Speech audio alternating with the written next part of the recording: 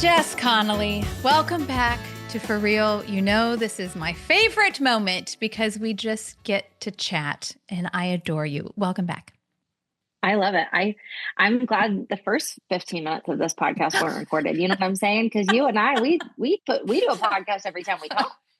Well, it's a danger and not public, but this part is. So now we'll just go into those waters I'll remember instead. that. I'll keep good. that in mind. We are recording. Jess, we have so many things to discuss, but I want to start in shallow waters. Okay. In the time that we have been friends, you have had tips and tricks to change my life. Okay. First, you taught me about this weird little rolling thing to do on your face. What's it called? Washa. Yep. You whipped that out in the car one time. I was like, what's happening here? She's rolling her face with a plastic paint roller. You taught me about Newly for clothes, the best false eyelashes, the best place for bottomless chips and salsa in Charleston. I'm just saying, every time I'm with you, Jess Connolly, things get better. So but then you repaid me. You've repaid me times a million. No. With the color theory. Now I know my colors. Okay, that doesn't even count. That was a one and done. I am a one-hit wonder. That's all I've got. Color theory. But it changed my whole life. It changed my life. It changed my wardrobe. It changed my house. As you asked me when you saw me today, are those your colors? Which they probably are. I'm going to search my mind as I talk for new tips and tricks that I want to tell you. But I do want to tell you this, that I was having a snarky moment. I'm going to confess it on your podcast. You confess it. We're being for real. Okay. I want to confess to you that I was being snarky about another person the other day. And something that helps me in my life is that I have people that don't let me be snarky. And I'm grateful for that. Okay. And so I was saying to my friend Anna, who does not let me be snarky because she knows that's not who I'm supposed to be. I was saying, like, every time I see this girl, she's always wearing her brand colors. She has this one brand color and she wears it every time I see her. And I think, like, the coach in me just wants to tell her, you don't have to wear your brand colors every time. Like, we know we know. And Anna was like, are you kidding me, Brown? She was like, are you kidding me? Okay, first of all, you just used in the sentence, she's always wearing her brand colors. I didn't even know that was a thing until I met you. So see, there's a tip and trick. I should get a couple. Brand colors. It's probably blue. And what I blue say constantly. in my coaching is if you have some strong brand colors, you should buy some things in them. They should be around your house. They should be in your wardrobe, because then as you take pictures just naturally, it matches your brand. Oh my gosh. You are very hilarious. And I need an Anna because my snark level is at dangerous times. I don't believe right it. Now. I don't believe it. I don't believe it. Because anytime you think, I mean, maybe your voice is just too nice. Because like when you think you're being snarky with me, I'm like, say more, Kim. That's hilarious. And also a false. You want to know who is the devil on Kim's shoulder? It's me. Okay, well, think about the tips and tricks, because I know about that weird roller thing now and all the other stuff. I've got one. I've got it right now. I have a tip and trick. I know you do. You have the tip and trick, not just the roller. I do. Please. Okay, it's for the house because I'm in my house season. Yeah. Can I give you a visual? I want the visual. You need to buy this 5-pound box from Amazon called Filljoy. Poly Filljoy. Okay. This is a 5-pound box. Okay. It's about $15. And what you do when you open it is polyfill. It's the stuff that they put in sofas and pillows. Okay. And all of the items in your house that are feeling old, you stuff it. And you got new stuff. I actually have 15 uses for that in my house at present. Yep, I know. Me too. I bought one box and I was like, I need 3 more boxes right now. They're $20, but it refreshes the whole room. Every pillow, every bed pillow that you're like, I can't live like this anymore. you know this, but I don't want to, you don't want to buy a new $40 pillow. Great. You No, buy one $20 box of pillow toy and it does unbelievable. everything in your house. Fill joy, Yep. fill joy, Polyfill. It's called fills you with polyfill. joy. Okay, we'll link it in the show notes, and also Yep. I'll probably purchase 4 before we're done talking. Okay, that was Great. great. See, that's what I'm talking about. Can you please be on the speed dial for me, which is an antiquated Yes, term of old people? Can you text me links, youngster, when I you will. find these things out? Don't hold back. Okay, you can't wait till I'm talking to you live. Youngster.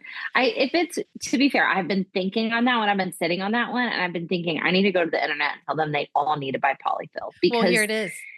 it just, You did it. it will change your life. Yeah. Okay, that was great. Great. I mean, we could cut now, but I've got some other questions. I'm ready. Jess, one thing that this is a hard right turn. We're out of stuffing pillows. Let us pause. Okay. One thing I love about you, this is one of my favorite things about you, is that you seem to walk with both courage and gentleness among the generations. This is a very big deal to me. So old Mm. people like myself, people who don't know about links and polyfill, you walk with me with courage and gentleness. Behind me, my daughters, both of whom say hello and that they love you, by the way, you I do love that them. with them as well. So I would love for you to talk to these different crews and starting with the youngsters. Okay. Mm. Talk with my daughters and my son, all of our daughters and our sons first. And I want you to answer this question. What do you want them most to know about Jesus? And Mm. what do you want them most to know about themselves? Mm. Wow, what a generous question to ask somebody who always has an opinion. Um, I would most want the generation coming behind us to know this about Jesus. Um, he is the antidote. Mm. Like he is. You are crippled with anxiety, and it's not because you're weak.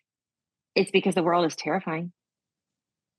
Um, and the fact that your generation is so much more crippled than we were does not make us stronger because we're now being crippled in our own ways later on. But he is the antidote. He is the peace that passes understanding. Mm. And he is the rock that we can crash into and find safety and healing and wholeness.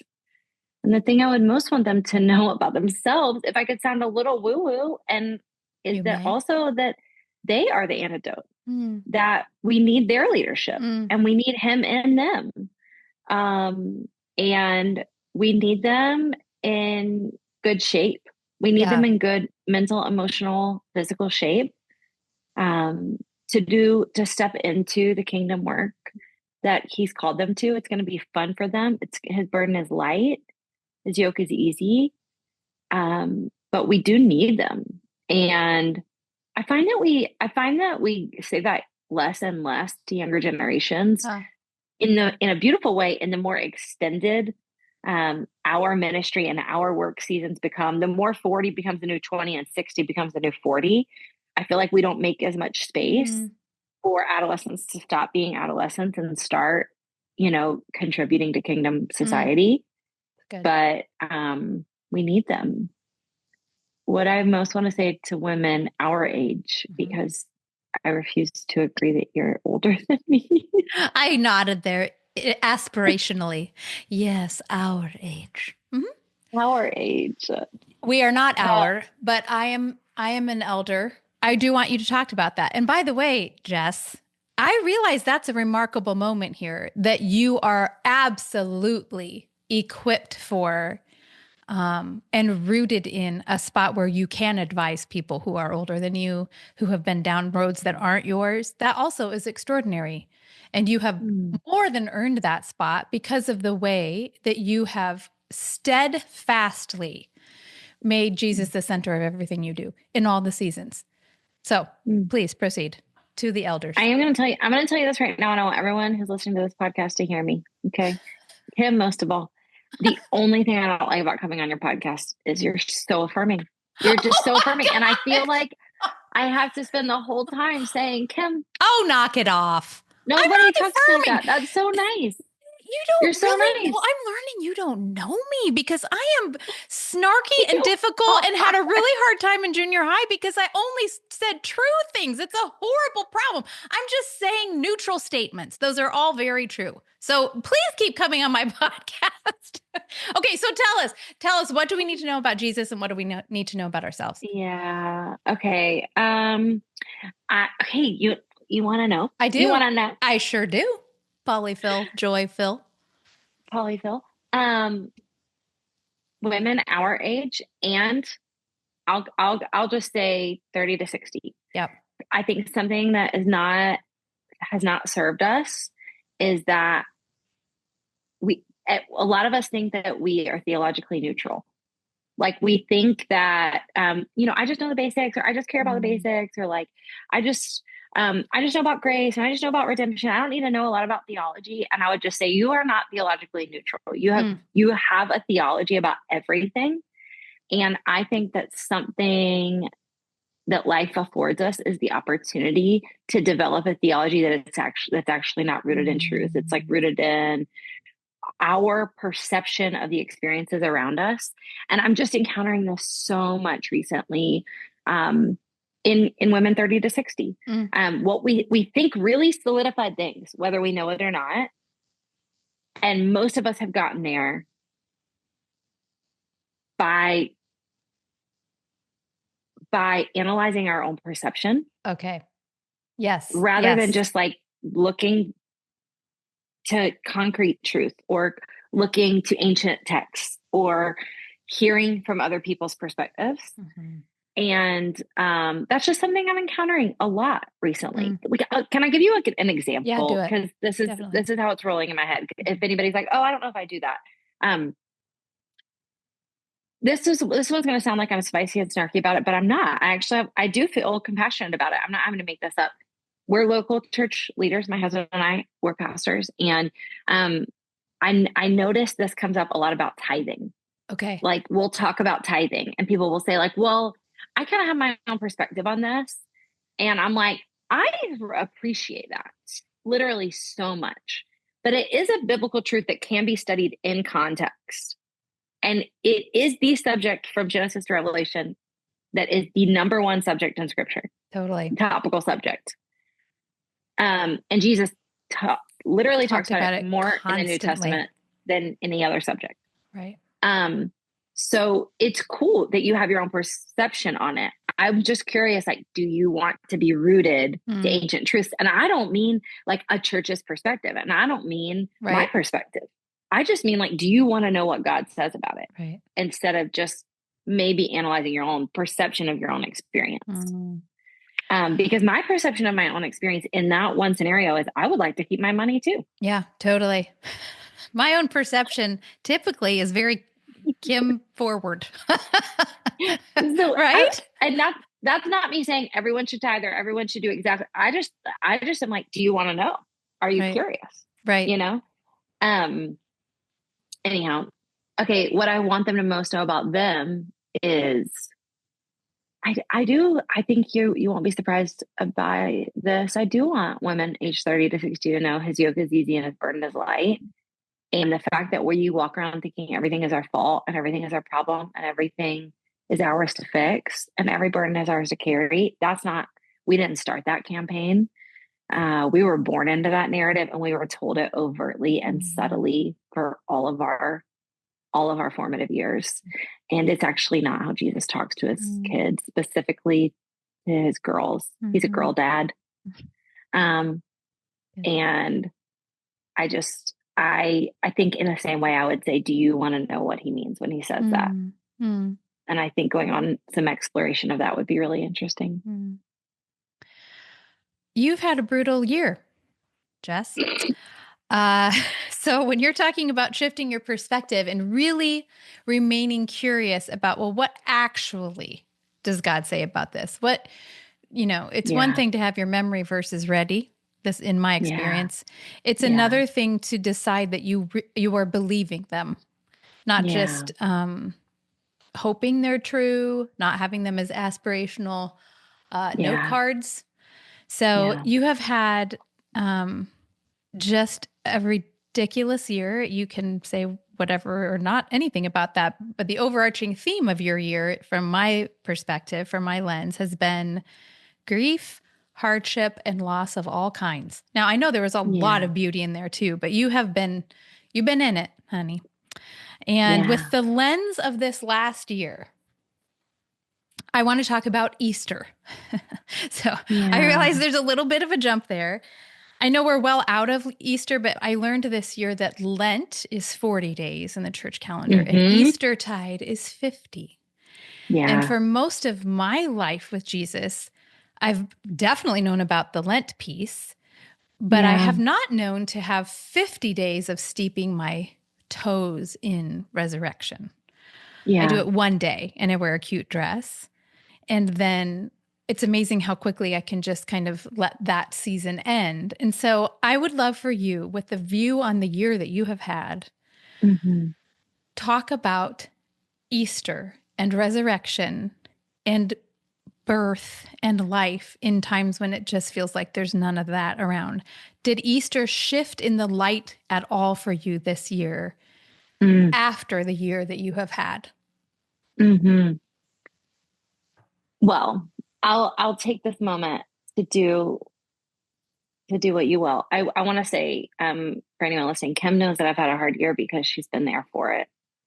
And I don't mean like you've been an innocent bystander. I mean, like you have volunteered to sit with me, you know, in pain in ways that, no, I mean, I have incredible people in my life. But if I had to say, like, okay, if somebody asked me, like, who are the 5 people outside of Charleston who fought for you? There's no doubt that Kim Stewart is at the top of that list. I mean, you've just fought for me You know, I love you. and fought for my family. And yeah, the quick overview, because I do you want to know something really awful? I haven't shared this on a podcast either. Yes. It's awful funny, but it's awful. Have you ever gone to Google and looked up your name or someone's name to see what the most searched things are? Yes. What is yours? You know what? Top 3 right now, I think What? it's either 3 or 4 for Jess Connolly, is what happened to Jess Connolly. What? People are Googling what Yeah. happened to you. So I will share as much as I can Wow. share what happened to Jess Connolly. It's funny. I was just with a friend who we've been friends for 17 years, over 17 years. We do not talk on the phone. We do not text. We just see each other every few years. And so we were kind of catching up, and I was giving her the span. So here's the span. 2023, I would say, was a peak year for us. Summer 2023, we were so excited about life. I had just written Tired of Being Tired. I was living Such a good in book, the by the way. confines and boundaries and borders and rhythms that felt safe for me. We had just bought this house as a beautiful financial miracle. We were so excited about it. It was this dream that we were going to renovate this house that we're now living in, that I'm talking to you from. Fall 2023, my husband started to say to me, something's not right. Like, I'm not feeling right. I'm physically not feeling right. I'm emotionally not feeling right. Um, Late fall, November, December 2023, my husband had a mental health crisis. Unlike anything I've ever seen before. He was diagnosed with acute panic disorder. He had to go to an intensive therapy place. He came back ready to fight. We were going into a really big year. All 4 adults in our family that were in the publishing industry, my mom, my sister, and brother-in-law, Nick, and I, all had book launches in a 4-month span of time. We found out that my stepdad, who our extended family is very close, my mom, stepdad, my 2 sisters, my 1 brother-in-law, and our 11 cousins. We're all really close. We all live in the same city. We do everything together. We do life. We do ministry together. My mom and stepdad go to our church and are incredibly involved in our church. We find out he's got some heart issues. Beginning of March, my mom launches her book on prayer. At the end of March, my stepdad went in for open heart surgery and did not wake up. He went in for surgery on Good Friday. And on Easter 2024, we did believe there was a chance he would still wake up. And we thought he would. We prayed he would. We found out the day after Easter on 2024, he was not going to wake up. We lost him a few days later. About 6 weeks after that, we went through a private family struggle that we won't share because it's not ours to share. But it was for me to date the greatest grief I've ever dealt with in my life. And the only other caveat I like to share about that it wasn't my marriage, because people often just, you know, tell stories or make up ideas. And so I just say it's not related to our marriage, but it is a private grief. That's not my story to tell. But it is absolutely the hardest thing that's ever happened to me. And we had to keep going, and we were pastors and we had to keep preaching. And I had a book launch 2 days after my stepdad's funeral, and I had another book to write that last summer, and I was in seminary, and we were leading our kids and loving our church and trying to figure out how to keep going. In the fall of 2024, as we were still very much in the thick of that great grief, our dream house became a nightmare because it had taken 2 years to renovate, and it became a financial absolute nightmare. Again, Nick and I have lived under the literal poverty line, and I don't know that I've been through anything as financially stressful as what we were in then. And so we decided to sell our other house to alleviate some of the stress. And one of our first or second showings we were having of our house in January 2025, or February 2025, just a few months ago, our house had a catastrophic flood. I just can't and even. they were unable to find the main water cutoff for our house. So we had a catastrophic flood, had to rip out every floor, most of the walls. And we had to move into an Airbnb for 7 weeks while they fixed it. I mean, at this point, that text, I was like, this is a joke. There's 0% chance that this is where we are now. I mean, that is a litany of woes. Yeah. Really? The house flooding, what I told my friend when I just saw her, I said, the house flooding, actually what was interesting, and I'm trying to remember, Kim, did I see you after that? The house I saw flooded? you. Yeah. I think right after. I What think month it was was right that? after. February? We saw each other in March. Yep. Yeah. That what the house flooding did for us is that it brought a physical representation for the people in our life of what our life was like. And there were a lot of people that were like, oh my gosh, your house just flooded. Like, how are you guys going to function? Right. And we were like, this is literally the least stressful thing in our life right now. We can deal with this. Yeah. This but catastrophic actual flood. Yeah. It showed on the physical what had been happening in the spiritual and the emotional. And people were like, oh, so you guys are like kind of a mess. And we're like, yeah. We're kind of a mess. Now that being said, getting back to Easter and your question, we moved into our new house, the dream turned nightmare, the week before Easter. In this 2-year renovation process, I've always said, I'll move into that house any day, as long as it's not the week before Easter, because we're local church pastors. But we did in fact move in the week before Easter. You did really say that before? Yeah, you seriously said that? It was like any other time. We can move in anytime. We can drop anything. I can cancel anything. It's just the week before Easter. That would be the worst time. That's amazing. We moved in the Friday before Palm Sunday. So like the week before Easter. Yeah. I preached Palm Sunday. We moved in Friday. We slept at the house for the first time on Friday night. I preached on Palm Sunday. I sat down for all 3 services. I've never sat down preaching. I was like, I physically can't stand. I'm done. I am done. I'm just a shell of myself. Anyways, all that being said, Easter this year was too much, because though it wasn't the date anniversary, it was the like emotional, mental, anniversary of like, well, I know where we were last year. I know what all already felt broken and what was about to feel broken. And so much of it has not been fixed in the physical. And yet, I don't know how people lose people without the hope of heaven. So this is what I would say about all of it.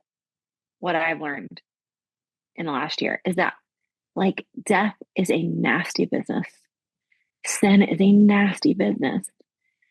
It to me is not poetic or romantic. It is devastating. It is devastating. I will say I've begun to see my own sin in a new light, because without shame or condemnation. I just am like, because I've seen the way other people's sin has become a necrosis on the abundant and Mm, eternal life, mm, mm, that they have access to. I've just started to see my own sin like that, like just walking around mm. like a corpse, Yeah. and I feel that way about physical death. I have not transcended into thinking it's beautiful. I don't want anybody else to die. Yeah. I'll tell you that. I don't want anybody else to die. Um, you know, but thank God for resurrection. Mm, Thank God that all of this is real. yeah. Thank God for the gospel. Have you seen that trend going around on social media? That's the last thing I'll say. Have you seen that trend going around on social media that says like it's about the butterfly effect? Mm. And the language always says, our younger guests have seen it. I'll tell you that. They all do the same I reel believe that it. says, it's okay. I haven't done it either, but I haven't done the trend. I've just seen it. But it says like something about the butterfly effect. And Hmm. then the language always says, because what do you mean? Like if I hadn't taken that one class, I wouldn't have met this man and we wouldn't have had blah, blah, blah. That's what it, because it always starts with like, but what do you mean? Mm, I don't really think anybody is actually using the phrase the butterfly effect correctly, to be honest, mm, in that real trend. But when I see it, I think I want to I want to make one about the gospel that hmm. says like, but what do you mean that while we were still sinners, Christ died for the ungodly? But what do you mean that I can hurt someone and ask for forgiveness and move forward in freedom? But what do you mean that I can be rocked to my knees in grief and pain and keep breathing? God's God's wild. Lunacy. It's the most beautiful, holy lunacy. Yeah. Um, when you talk about heartache and heartbreak that feels weighty, and I know you have written about and talked about how our bodies, we are not disembodied, right? So when Yeah. you say you sat Yeah. down on Palm Sunday, that makes complete sense to me.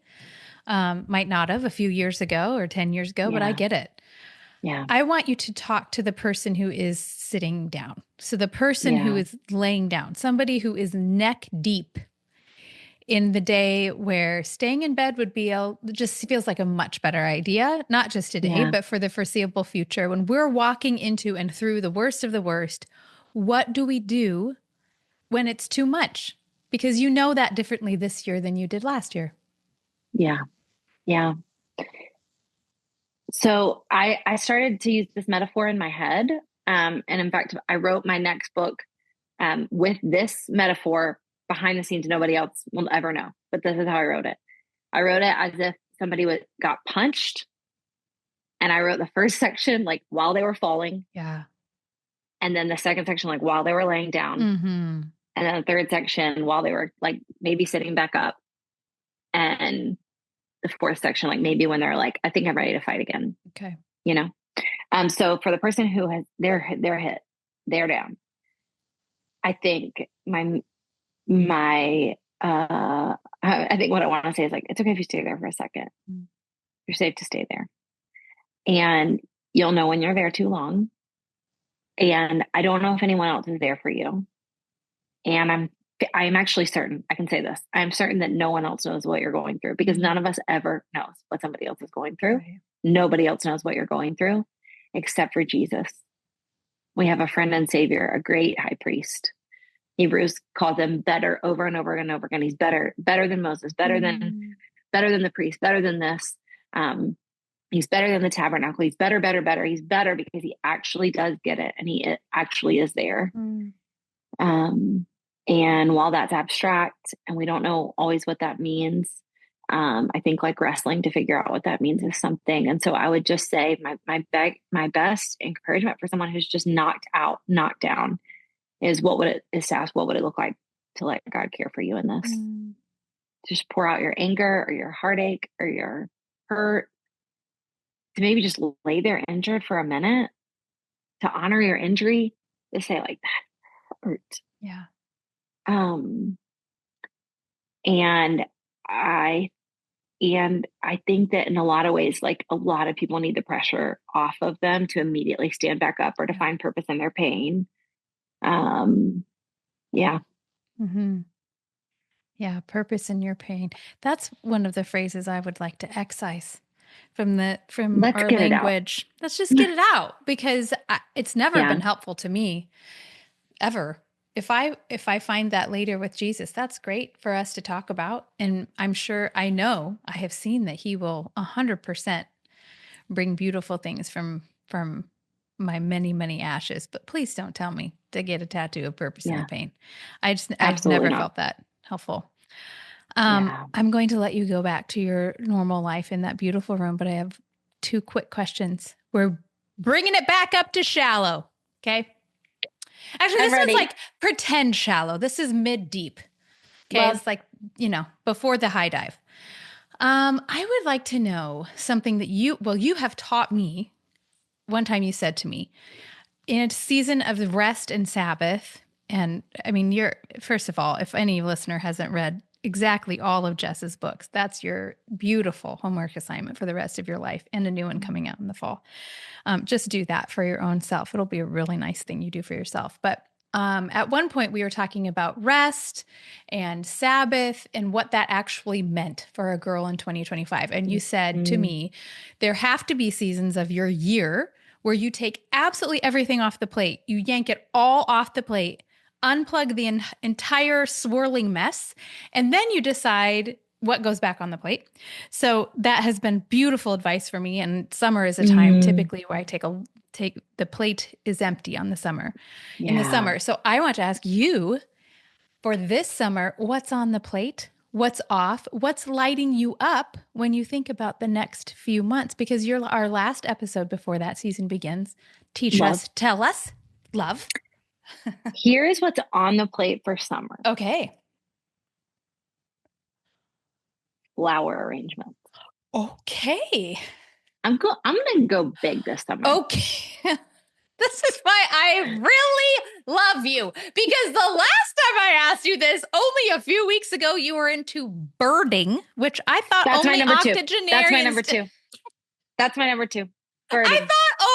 I thought really only noctogenarians did birding, No, but no, it's I cool. don't Cool care. for the kiddos. For Mother's Day, I got the Backyard Birdwatchers Bible, Oh my and gosh. I've never felt more loved. You I'm. It's I can't it's flower handle it. arrangements and birding for me. Oh my gosh. You are kind of like a British woman in Downton Abbey. I love it. If you start doing needlepoint, oh, I won't. I'm not. okay, I'm not okay, like. I'm not like that. Um, and I will say the flower arrangements I have in mind are like extravagant. Like I don't okay, like not fancy, but I want to go interesting. okay, I think I sculptural. want to find sculptural. I Okay, think I want to find the like wholesale flower market, yeah, and you I do. have a wholesale license I feel because like my you do. business. I want to go, and I'm This like, is does my wholesale amazing. license that I use for buying T-shirts for my business, can Yeah, I use that at I the feel flower like you. market? I feel like if you have a license one place, it goes everywhere with you. That's what I'm saying. How You hard know, is it? I'm an ambassador of Christ. I don't know if you guys take that here. Here's my card. Okay, well, I will um, want to see photos of these arrangements. okay, these are my three things: Okay. flower arrangements, birding, prayer. Okay. Prayers back, Okay. baby. Did it leave? I feel like it didn't For leave. me, it Okay. did. Okay, you're bringing it back. It's the I'm time. praying again. I'm praying That's again. awesome. Okay, well, keep me posted on that on all that's a Okay. trifecta. I will. The grief was so intense. I was like, I'm not Oh asking yeah. him for anything. Nope. I don't know how to handle this. Nope. Listen, Um, no, my grandmother, who was a massive influence on my life, when she was nearing the end of her race on this earth, and it was a mhm. race, she became a Christian in her 50s and followed hard after Mm, Jesus for that last 40 years of her life, 46. And she said she was a stalwart, steadfast prayer for our family. I mean, it was a part of her day. praying for us by Mm, name. We have many, many, many things in our family that I'm 100% convinced hmm. happened or didn't happen because of the Yeah. faithfulness of my grandmother and my Hmm. grandpa.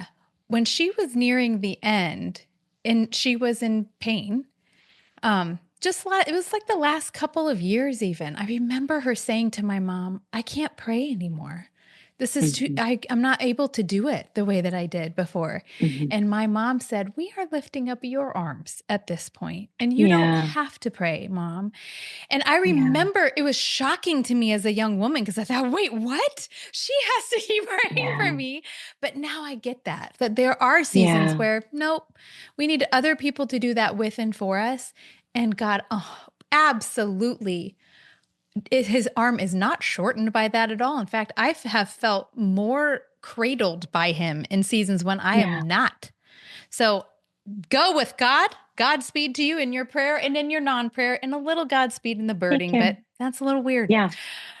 Okay, last one. What's on your bookshelf? And Yes. summer edition, what's a snack or drink or dish that is a regular appearance for you in summer? I've never asked that last one, but we've shared chips, guac, margs, so I want to know about that for Yeah. you. So Okay. I'm bookshelf actually and glad you, yeah, I'm go ahead. glad you asked the bookshelf Okay. because I was gonna say this in my what I'm doing, but I want to say it correctly. Um, well, the Backyard Birdwatcher's Bible is on my bookshelf. Um, Not over that. I'm determined to read some fiction this summer. I Okay. have had a hard time figuring out a rhythm for reading fiction while I've been in seminary. But I would really like to figure it out this summer. I'd like to try to read some fiction and not just the Fantastic. book on the creeds that I have to read this summer. Um, but I'm excited about the book on the creeds. But Sure. It's a different part of I'd your like to brain. maybe read some fiction. Yeah, Oh, and totally. then this is the other thing I was going to say. Do you know what book I just bought? Um, and I happen to know this author, which is why I want to talk about it like tenderly. But I bought the book, uh, Praying Scripture for Your Teens. Ah, Praying Scripture. Jody Burnt, I believe is her last name. I met her okay. one time. Yes. She's written all the like praying Scripture for Yes. your. Um, Yes. and the reason why I'm like, of course, that's a great book to have. But if I'm honest with you, I think in past seasons of my life, I might have thought of that as like too basic. Mm, mm, Like I want to read deep things, or yeah. like I want to read hard things, theology, and or like I want to pray my own things. And I just feel this pull to like, I'm like, I might buy all those books and just pray all the scriptures that she tells me to pray I for all have the an different things. If she makes ancient one for bird watching, I will. praying for your cardinals. Yeah, I have an old version of I won't know the title. I'll have to link that as well, of one of her books that has been a lifeline for me in different seasons Yeah, for our family. And I'm it is so not pumped. it will hit you right where you are and give you just what you need, and then you're on your way. It's yeah, that is a I gift. So saw it you at know someone her? else's house. I've met her Okay. one time before. Yeah. Okay. We run in the same circles. You probably have been somewhere she's been to. Well, her But I books saw are the book at fantastic. somebody else's Uh-huh. house and I was like, I need that book. Mm-hmm. I need it right now. So I'm excited about that. A summer snack or treat or drink. Mm-hmm. I I've never asked this, but I think you're the girl for that job, in my opinion. I've been saying this for about a month, but I want to get really good at making wraps. Okay, that's not Like what I a thought you would thick, say. hearty, like veggies, sprouts. Yes. I can buy all the ingredients. I make them delicious. I don't know how to put them, I don't know how to Mm-hmm. keep them together. Mm-hmm. Mm-hmm. I got to figure that out. Okay, well, I would like you to report back on that as well. The birding you can keep in your own heart, but the other stuff I want to know.